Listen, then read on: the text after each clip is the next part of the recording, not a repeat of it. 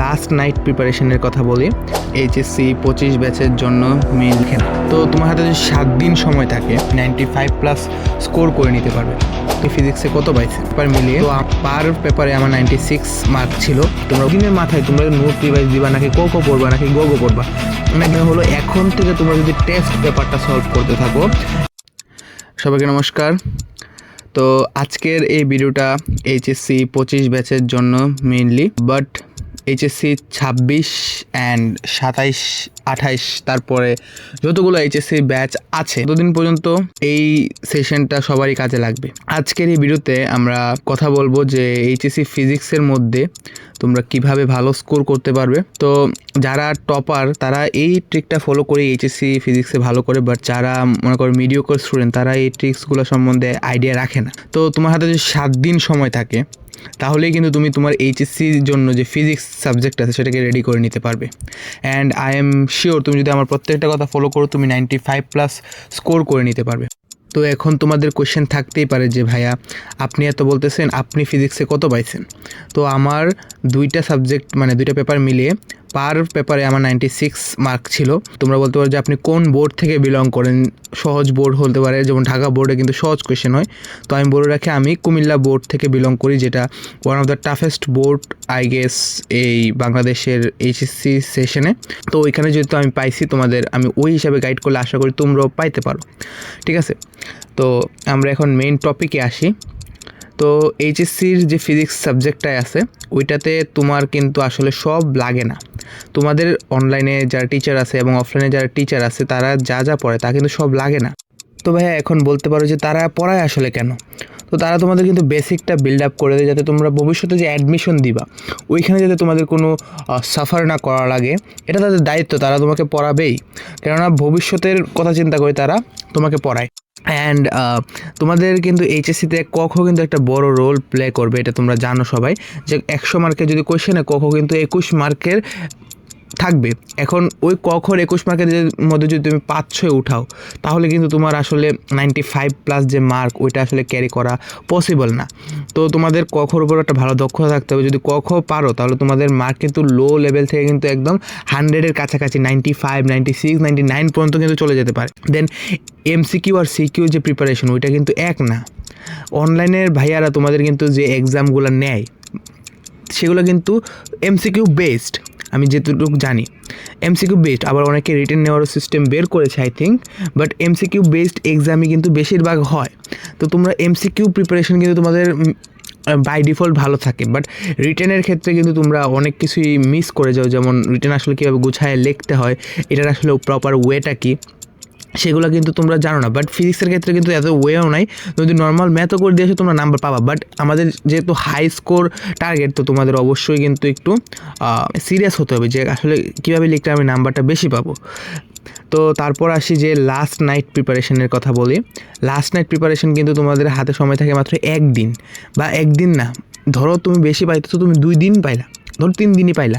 তো ম্যাক্সিমাম ক্ষেত্রে কিন্তু 1 থেকে 2 দিনের বেশি বন্ধ থাকে না আসলে একটা সাবজেক্টের জন্য। 2 দিনের মাথায় তোমরা নোট রিভাইজ দিবা নাকি ক পড়বা নাকি গ পড়বা নাকি সিকিউ পড়বা নাকি এমসিকিউ পড়বা, ওইটারই কুল পাবা না ভাই। বিশ্বাস করো আমি পার করে এসেছি ফেজটা, তুমি আসলে কিছু মিল করতে পারবা না।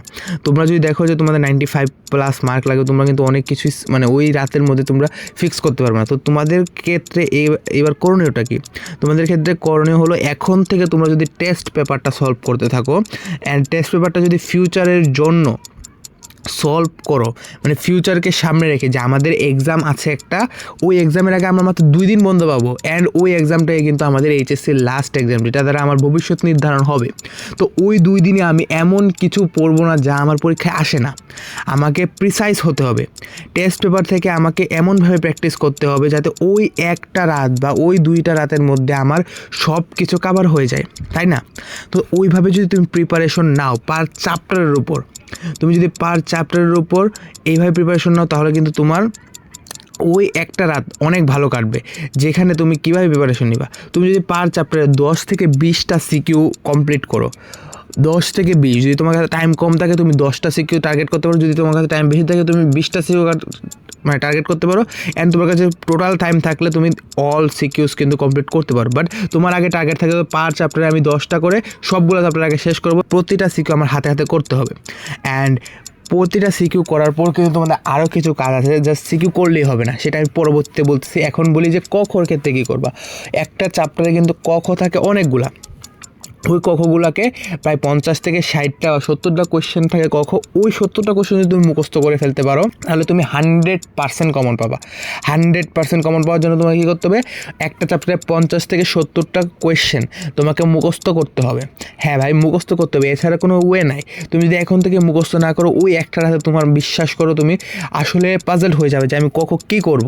তোমার মাথায় এত পরিমাণ প্রেশার লাগবে যেটার কারণে তুমি কখর বদলে গগতে ফোকাস করতে পারবে না। এখন বলতে পারো যে ভাই আমার 100% লাগবে না, আমার A+ টার্গেটের জন্যই হলে হবে। তাহলে A+ টার্গেট যদি তুমি করতে চাও যে মার্ক বেশি লাগবে না, আমার ভাগ্য ভালো থাকলে আমি বেশি কমন পাবো, যদি না পাই তাহলে 70%-এর মধ্যে যদি আমি কমন পেয়ে যাই সেই হিসাবটা আমাকে করে দেন। তাহলে তুমি একটা চ্যাপ্টারে 30টা কোয়েশ্চেন যদি তুমি প্র্যাকটিস করতে পারো, প্রথম 30টা কোয়েশ্চেন যদি তুমি মুখস্থ করে ফেলতে পারো, তাহলে দেখো তোমার অনেকখানি কাভার হয়ে গেছে। অ্যান্ড তোমরা 70 থেকে কিছুটা কমও পাইতে পারো, 60ও পাইতে পারো, বা 70 থেকে বেশিও পাইতে পারো যদি তোমার লাক ভালো থাকে। তো কখর চ্যাপ্টার গেল। এখন ভাইয়া MCQ আসলে কিভাবে আমি কমন ফালাবো। MCQর জন্য তোমাকে কী করতে হবে, একটা চ্যাপ্টারের টেস্ট পেপার নিবা, ওই চ্যাপ্টারের টেস্ট পেপারে যতগুলো MCQ আছে সবগুলো MCQ পড়বা, যেখানে কলেজের থাকবে, বোর্ড কোয়েশ্চেন থাকবে, তারপরে কলেজের টেস্ট পরীক্ষার কোয়েশ্চেন থাকবে। এখন তুমি যদি 100% কমন পাইতে চাও তাহলে তোমার গাইড থেকেও MCQ পড়া লাগবে, যেখানে সব টপিক থেকে কোয়েশ্চেন থাকে। কিন্তু তুমি যদি একটু স্মার্টলি হ্যান্ডেল করতে চাও যে আমি কমনও পাবো বাট একটু স্মার্টলি একটু কম পরিশ্রমে পাবো, তাহলে test paper is the best option. But তুমি যদি 100% কমন পাইতে চাও ভাই, তোমাকে গাইড ফলো করতে হবে। অ্যান্ড প্রিভিয়াস ইয়ারের বোর্ড কোয়েশ্চেন, প্রতিটা MCQ তুমি প্র্যাকটিস কীভাবে করবা। তোমার প্র্যাকটিস করার ওয়েটা হবে যে আমার টাইম লিমিট সেট করা থাকতে হবে, যে তোমার একটা এক্সামের মধ্যে 30টা MCQ সলভ করার জন্য তোমার টাইম কত থাকে, 30 মিনিট টাইম থাকে। তো তোমাকে বাসায় 25 মিনিট না, 25 মিনিট অনেকেই রাখবে, কিন্তু 25 মিনিট আসলে হবে না, তোমাকে 20 মিনিট টাইমটা সেট করতে হবে। 20 মিনিট টাইমটা সেট করলে তুমি দেখবা যে ধীরে ধীরে তোমার 25 মিনিট লাগতেছে। ওই প্রেশার মোমেন্টে তোমার কিন্তু 20 মিনিট লাগবে না, তোমার 25 মিনিট লাগবে। আর 5 মিনিট তাহলে এক্সট্রা কেন বললেন ভাই, ওইটা লাগবেই। আর তোমার একটু প্রেশার থাকলে তোমার 25 মিনিট এমনিতেই লেগে যাবে। তো তোমার 25 মিনিট টাইম যে তুমি পাবা, মানে 30 মিনিট টাইম যে তুমি এক্সাম হলে পাবা, সেটার কিন্তু শিওর না। তো বাসা থেকে একটু কম টাইমে প্র্যাকটিস করা ভালো, এতে তোমার ব্রেন ফাস্ট কাজ করবে। দেন তোমার ওই MCQটা তোমার ফাস্ট প্রসেস করতে তোমার সুবিধা হবে। দেন লাস্ট নাইট প্রিপারেশনের কথায় আসে। লাস্ট নাইট প্রিপারেশন তুমি কী করবা, ধরো তুমি একটা সিকিউ সলভ করতেছো, ওই সিকিউটা তোমাকে আমি একটা পেজ এঁকে দেখাই যে এখানে 4টা এখানে 2টা সিকিউ আছে, এখানে 2টা সিকিউ আছে, 2টা পেজ। তো ওই 2টা পেজের প্রথম সিকিউটা সলভ করা, তুমি 2টাই নতুন পাইলা, নতুন 2টা দাগাই রাখলা। নেক্সট ডে আসা তুমি একটা কমন পাইলে একটা দাগাইলা, অ্যান্ড আরেকটা কি দেখলা তুমি রিপিট প্রশ্ন পাইতেছো, তো ওইটা দাগানোর দরকার নাই। তো এমনই আবার পরেরটাতে যাবা, দেখবে আরেকটা রিপিট কোয়েশ্চেন আর আরেকটা নতুন কোয়েশ্চেন, এবং এরপরটা যাবে দেখবে 2টাই রিপিট কোয়েশ্চেন। তো এভাবে করে তুমি যদি পার চ্যাপ্টারের 20টা সিকিউ সলভ করো, তুমি 5 থেকে 6টা টাইপ পাবা। তো একটা এক্সামের রাতে তুমি 5 থেকে 6টা ম্যাথ করার যতটা সহজ হবে, অ্যান্ড একজন যদি ওই রাতে 20টা সিকিউ সলভ করতে যায় একটা চ্যাপ্টারে, তাহলে কিন্তু দুইজনের মধ্যে একটা ডিফারেন্স আসবে। তুমি এক রাতে তুমি 6টা সিকিউ করবা, 6টা সিকিউ না 6টা ম্যাথ করবা, 6টা টাইপ করবা, ওই 6টা টাইপ থেকে তোমার পরীক্ষা হলে কমন আসবে। তবে একটা চ্যাপ্টার করতে তোমার 1 ঘন্টার বেশি সময় লাগবে না। তাহলে তুমি ধরো 8টা চ্যাপ্টার আছে, তুমি 8টা চ্যাপ্টার তুমি 8 ঘন্টার মধ্যে ইজিলি ফিনিশ করে ফেলতে পারবা। সেম MCQ তুমি একটা করে MCQ সলভ করে যাবা। তোমার প্রথম ধরো এখানে 4টা MCQ, তোমার প্রথম দিনটা পারা, কিন্তু এই যে 4 নম্বরে একটু খটকা আছে, তুমি 4 নম্বরে মার্ক করে রাখো। ওই এক্সামের রাতে তুমি একটা চ্যাপ্টার থেকে 1000 কোয়েশ্চেন করার দরকার নাই ভাই, 1000 কোয়েশ্চেন করার দরকার নেই। তুমি একটা চ্যাপ্টার থেকে 50টা কোয়েশ্চেন মার্ক করে রাখো, যেগুলোতে তোমার প্রবলেম হয়, ওই 50টা কোয়েশ্চেন তুমি প্র্যাকটিস করে যাবা। অ্যান্ড কখর ক্ষেত্রে তুমি দেখবা, ফিজিক্সের ক্ষেত্রে স্পেশালি ফিজিক্সের ক্ষেত্রে তোমাদের কনসেপ্টটা যদি ক্লিয়ার থাকে, তুমি কয়েকটা কখ না পড়েই একদম থ্রুলি লিখে যেতে পারবা। জাস্ট কীভাবে বাংলাটা গোছায় লিখতে হয় সেটা একটু দেখবা। আর কিছু আছে মনে করো একবার ঠাড়া মুখস্থ করতে হয় ভাই, ফিজিক্সও কিন্তু ঠাড়া মুখস্থ আছে কখর ক্ষেত্রে। তো ফিজিক্সের ক্ষেত্রে ওই ঠাড়া মুখস্থগুলোকে তুমি জাস্ট ঠাড়া মুখস্থ করে রাখবো, ওইগুলো মার্ক করে রাখবো, ওইগুলো এক্সামের আগের রাতে কিন্তু তুমি প্র্যাকটিস করবা, ঠিক আছে। অ্যান্ড এরপর যদি আমরা আসি যে ভাইয়া এখন সবই বুঝলাম, এখন ভাইয়া টেস্ট পেপারে আসলে মার্ক কীভাবে করব, কীভাবে একটা চ্যাপ্টার অ্যানালাইসিস করব, কোনগুলো রিপিট হবে এটা কীভাবে বুঝবো, এগুলো নিয়ে যদি তোমরা আরেকটা ভিডিও চাও, আমি তোমাদের যে কোনো একটা চ্যাপ্টারে টেস্ট পেপার সলভ করাই দিব না। সলভ বলতে গেলে আসলে আমি একটা চ্যাপ্টার কীভাবে প্র্যাকটিস করব, কীভাবে মার্ক করব, MCQ সিকিউর ক্ষেত্রে, কখর ক্ষেত্রে, ওইগুলো আসলে আমি তোমাদের দেখাই দেবো। মানে একটা চ্যাপ্টারে 20টা কোয়েশ্চেন আমি পিক করবো, ওই 20টা কোয়েশ্চেন থেকে তোমরা আসলে কীভাবে পড়বা, ওইগুলো তোমাদের মানে দেখাই দেবো। যদি তোমরা এরকম ভিডিও চাও তাহলে অবশ্যই কমেন্ট করে জানাও। আমি কেমিস্ট্রির জন্য, বায়োলজির জন্য, ম্যাথের জন্য কিভাবে তোমরা ফলো করবা জিনিসগুলা, ওইগুলো আমি তোমাদের বলবো, ঠিক আছে? তো চ্যানেলটাকে সাবস্ক্রাইব করে। তো আজকের ভিডিও এই পর্যন্তই, দেখা হচ্ছে নেক্সট ভিডিওতে। নমস্কার সবাইকে।